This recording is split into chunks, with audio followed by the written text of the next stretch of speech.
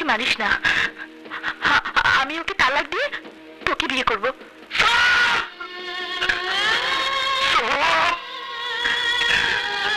মিথ্যাবাদী, তুই আমারও মিথ্যা কথা কইতেছ। আমি জানি শাহেদ বললে খুশি বাঁচবো না, খুশি মরলে শাহেদ বাঁচবো না, আর আমি খুশিরে ছাড়া বাঁচবো না। কিন্তু আমার খুশি অনেক দূরে চলে গেছে।